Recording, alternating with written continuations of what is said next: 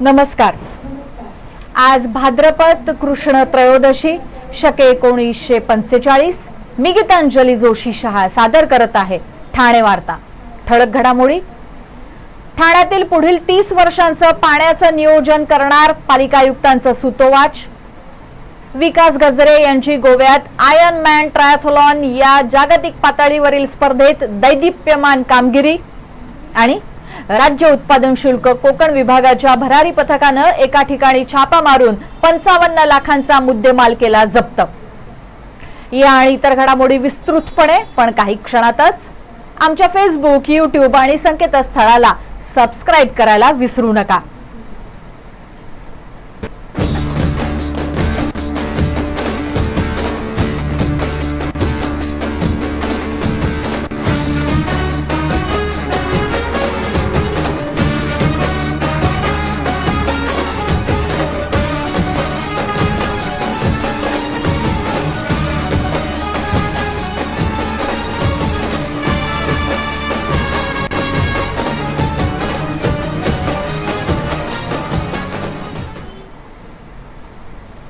भविष्य काळातील ठाणे शहराचं वाढतं नागरीकरण लक्षात घेऊन पाण्याचं नियोजन करण्यासंदर्भात ठाणे महानगरपालिका सक्रिय असल्याचं आयुक्त बांगर यांनी सांगितलं।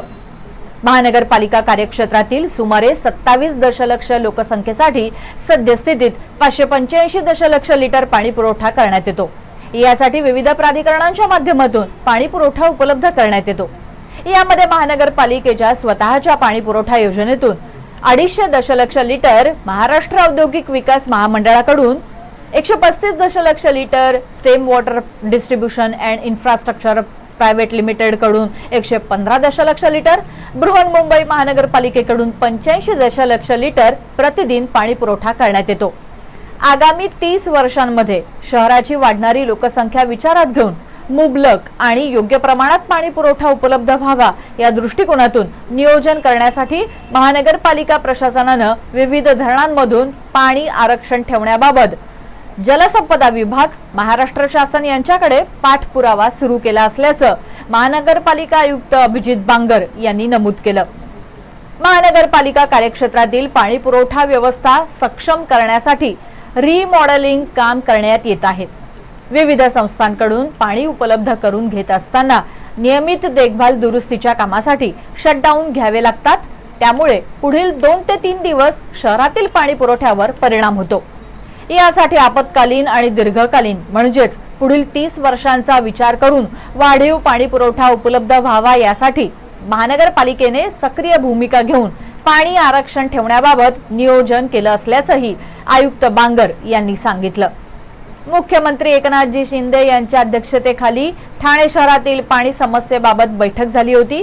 त्या बैठकीमध्ये 12वी धरणातून पाण्याचा कोटा महापालिकेला देण्यासाठी तसंच धरणाच्या वाढलेल्या उंचीच्या प्रमाणात साठा 100 दशलक्ष लिटर करण्यासाठी निर्देश देण्यात आलेले आहेत। या बैठकीत भातसा धरणातून महानगरपालिकेच्या योजनेद्वारे सध्या 250 दशलक्ष लिटर पाणी उचललं जातं।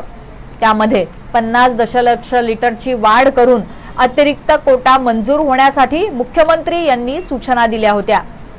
मीरा भाईंदर महानगरपालिकेला सूर्या धरणातून नजीकच्या काळात 218 दशलक्ष लिटर पाणी पुरवठा उपलब्ध होणार आहे। त्यामुळे सद्यस्थितीत MIDC आणि स्टेम मार्फत त्यांना दिला जाणारा पाण्याचा कोटा हा अतिरिक्त होणार आहे। या अतिरिक्त उपलब्ध होणाऱ्या कोट्यामधून MIDC मार्फत 50 दशलक्ष लिटर आणि स्टेम कडून 50 दशलक्ष लिटर पाणी महापालिकेला उपलब्ध होण्यास जलसंपदा विभागास विनंती करण्यात आली आहे। त्याचप्रमाणे विक्रमगड तालुका जिल्हा पालघर या ठिकाणी होत असलेल्या दहेरजी धरणातून 200 दशलक्ष लिटर प्रतिदिन पाणी पुरवठा होण्याबाबतही जलसंपदा विभागाला विनंती करण्यात आली आहे। महानगरपालिकेस सद्यस्थितीमध्ये 616 दशलक्ष लिटर प्रतिदिन एवढा कोटा मंजूर आहे। 2055 पर्यंत भविष्यातील लोकसंख्येचा विचार करता साधारणतः 1116 दशलक्ष लिटर प्रतिदिन एवढा पाणी पुरवठा अपेक्षित असून त्यानुसार महानगरपालिकेस नियोजन करणं अपेक्षित आहे। त्यासाठी भविष्यात होऊ घातलेल्या काळू धरणातून 400 दशलक्ष लिटर प्रतिदिन एवढा पाणी साठा महापालिकेला उपलब्ध होणे अत्यावश्यक असल्यानं त्यास मान्यता मिळण्यासाठीचा प्रस्ताव महानगर आयुक्त MMRDA आणि प्रधान सचिव जलसंपदा विभाग यांना पाठवण्यात आला असल्याचं आयुक्त बांगर यांनी सांगितलं। जलसंपदा विभागामार्फत बांधण्यात येणाऱ्या शहापूर इथल्या मुंबरी धरणाचं काम नजीकच्या काळात पूर्ण होणार असून त्यामधून 100 दशलक्ष लिटर पाणी आरक्षित ठेवण्याबाबतची विनंती जलसंपदा विभागाला करण्यात आली आहे।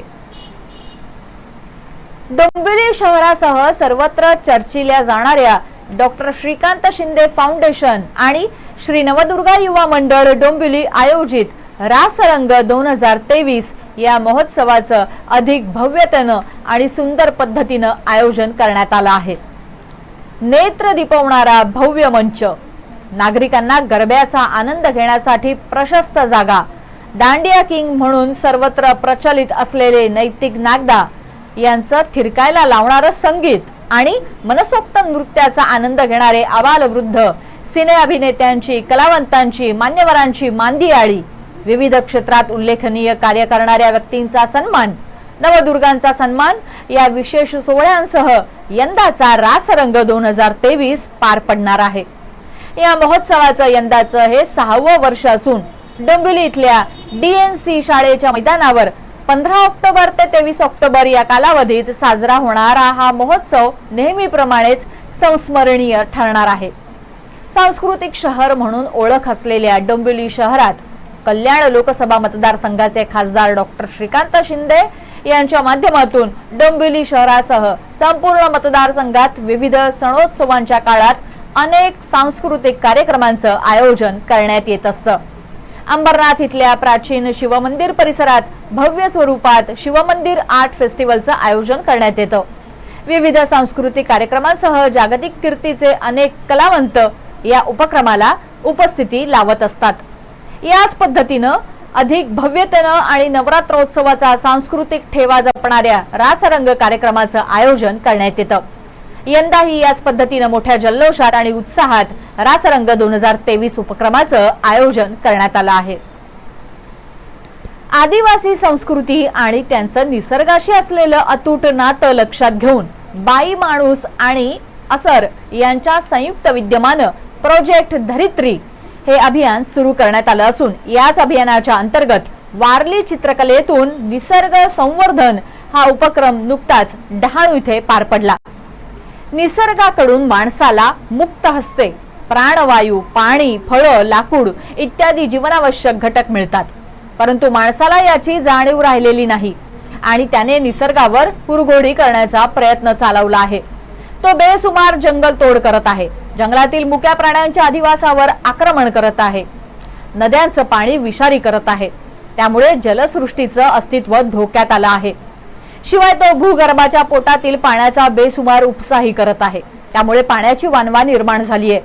थोडक्यात माणूस पर्यावरणाचा ऱ्हास करत आहे, परंतु दुसऱ्या बाजूला आदिवासी समाजा इतकं पर्यावरण भान इतरत्र कुठेही आढळत नाही।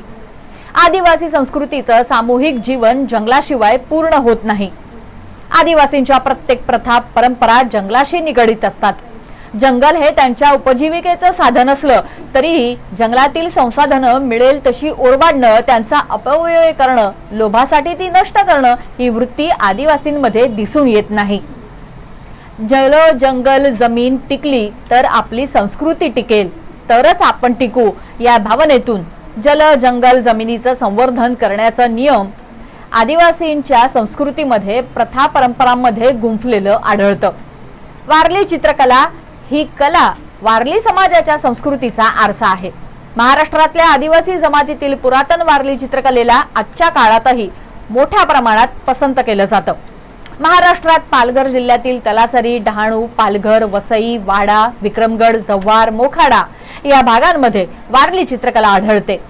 प्रोजेक्ट धरित्री या उपक्रमांतर्गत हवामान बदलांचा महिलांवर आणि तळागाळातील समाजावर होणारा परिणाम, त्याची कारणं आणि त्या संदर्भात करावयाची असणारी उपाययोजना याविषयी बाई माणूसने त्यांच्या स्थानिक प्रतिनिधींमार्फत जनजागृती अभियान अंतर्गत कामं केली आहेत।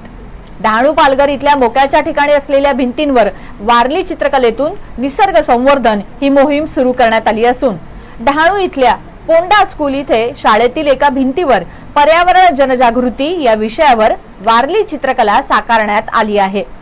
महाविद्यालयाच्या भिंतींवर बाईमाणूसच्या प्रतिनिधी अश्विनी सुतार यांनी हवामान बदलांमुळे जनजीवनावर होणारे परिणाम वारली चित्रकलेच्या माध्यमातून रेखाटले आहेत। या पेंटिंग्स मध्ये त्यांनी पालघर विभागात गेल्या दशकभरापासून हवामान बदलांमुळे आरोग्य आणि शेतीचं झालेलं नुकसान, पर्यावरणाचा होत असलेला ऱ्हास याविषयी भाष्य केलं आहे।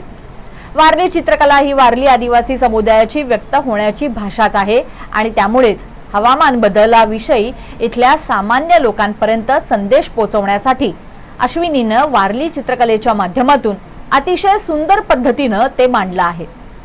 बाईमाणूस मीडिया रिसर्च फाउंडेशन ही महाराष्ट्रातील दलित, भटके, विमुक्त, आदिवासी, शेतकरी, ट्रान्सजेंडर आणि प्रामुख्याने ग्रामीण भागातील महिला यांच्या विषयावर गाव पातळीवरील महिलांना प्रतिनिधित्व देऊन पत्रकारिता करणारी संस्था आहे। गेल्या 2 वर्षांपासून संस्थेद्वारे दलित, आदिवासी, भटके, विमुक्त आणि ग्रामीण भागातील महिला यांच्या समस्या, संस्कृती आणि जडणघडण या विषयांवर ग्राउंड रिपोर्ट, बातम्या आणि व्हिडिओ स्टोरी यांच्या माध्यमातून संपूर्ण महाराष्ट्रभर आवाज पोहोचवण्याचं काम सुरू आहे। शेकडो विद्यार्थ्यांच्या उपस्थितीत पार पडलेल्या या कार्यक्रमात बाई माणूस च्या पालघरच्या जिल्हा प्रतिनिधी पूनम चौरे यांनी प्रोजेक्ट धरित्री या उपक्रमाबद्दल माहिती देताना जोहार या शब्दाचा निसर्गाशी असलेला संबंध उलगडून दाखवला। कार्यक्रमानंतर वारली पेंटिंग करण्यात आलेल्या भिंतींसमोर विभागातील वारली आदिवासी समाजातील महिलांनी पारंपरिक तारपा नृत्य करून निसर्ग संवर्धनाचा संदेश दिला।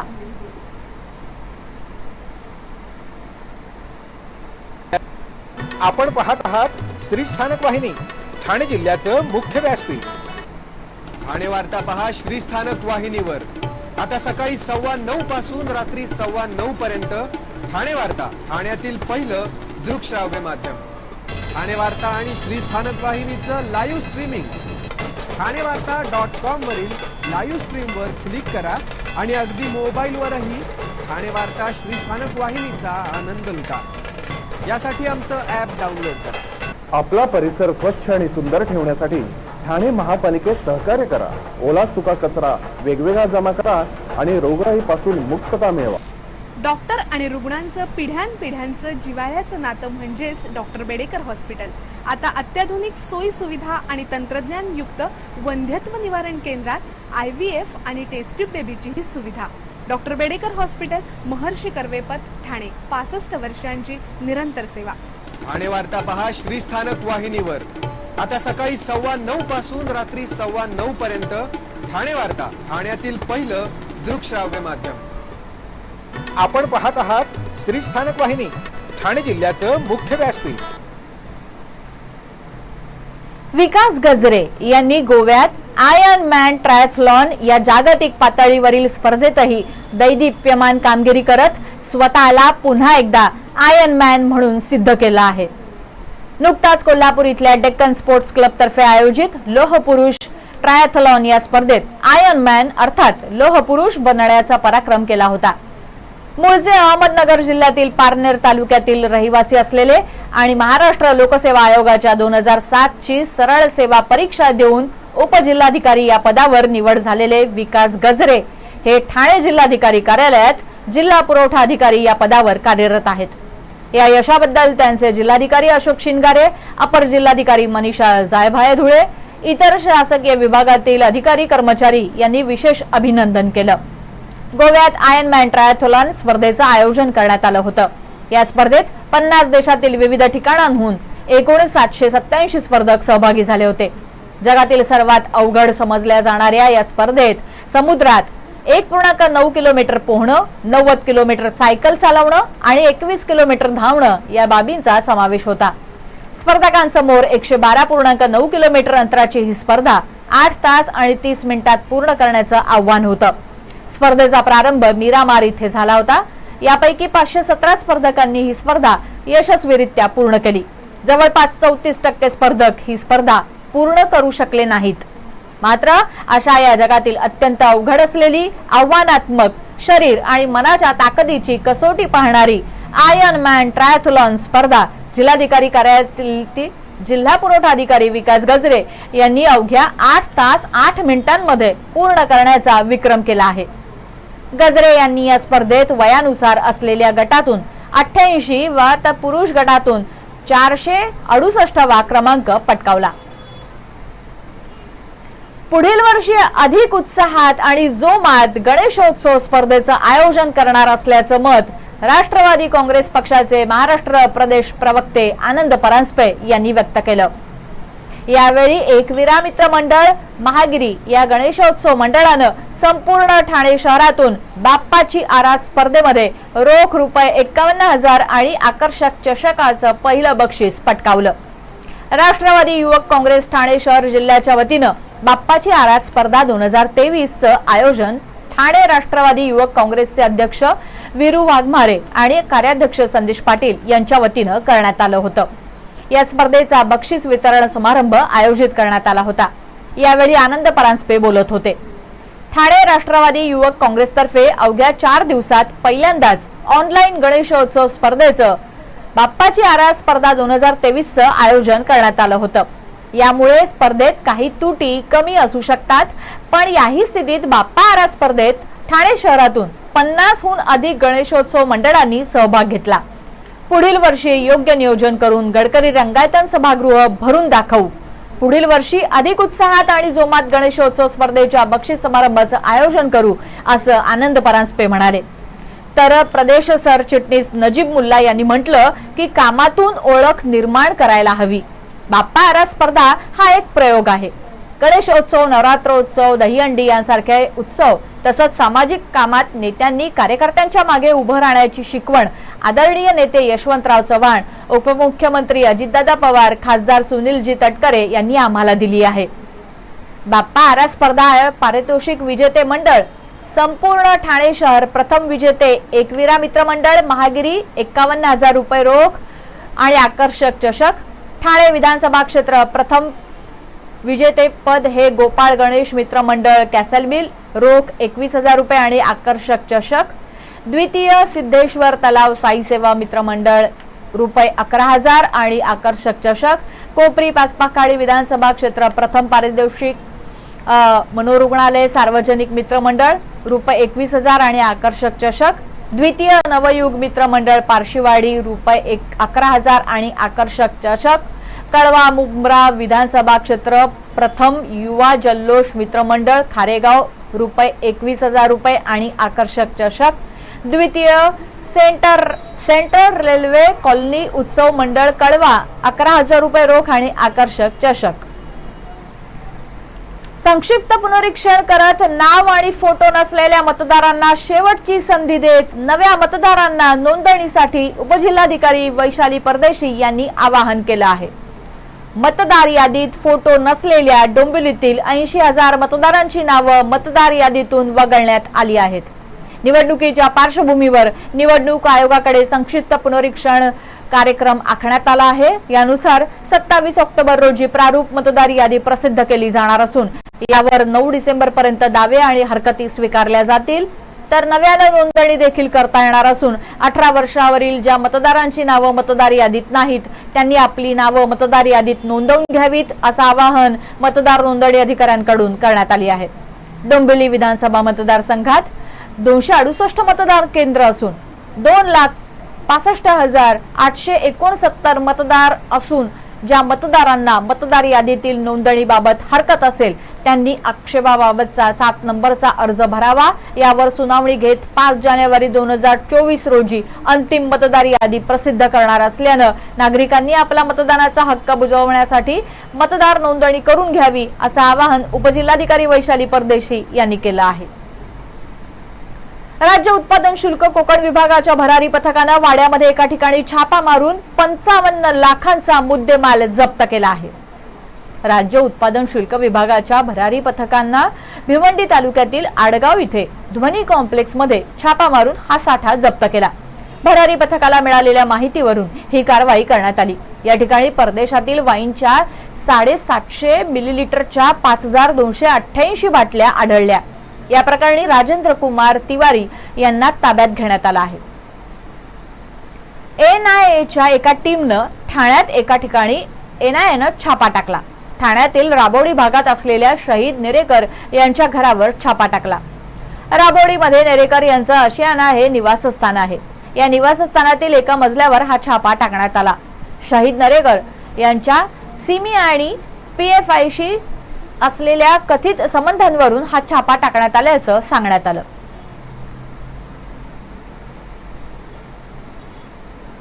सर्व नागरिकांना आवाहन करण्यात येत आहे की सध्या डासांमार्फत पसरणाऱ्या डेंग्यू या आजाराचा प्रसार रोखण्यासाठी प्रत्येकाने पुढील प्रमाणे कार्यवाही करावी.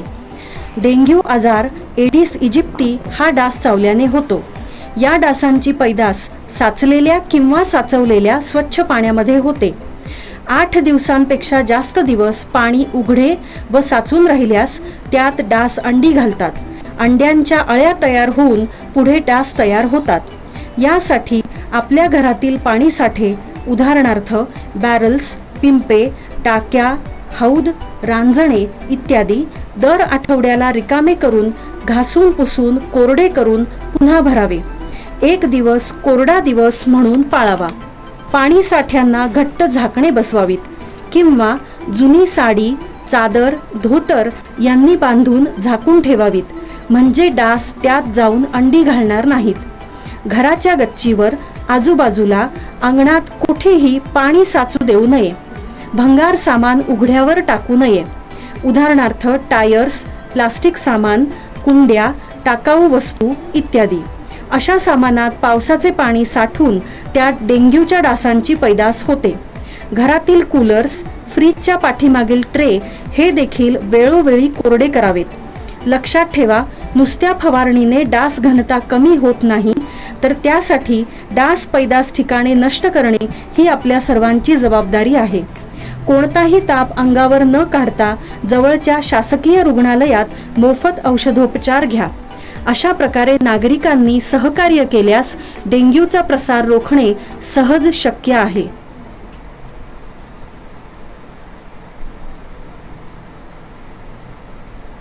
आपण आपले कार्यक्रम अथवा बातम्या आम्हाला ठाणेवार्ता@gmail.com या आमच्या ईमेलवर कळवू शकता. ठळक घडामोडी शेवटी पुन्हा एकदा.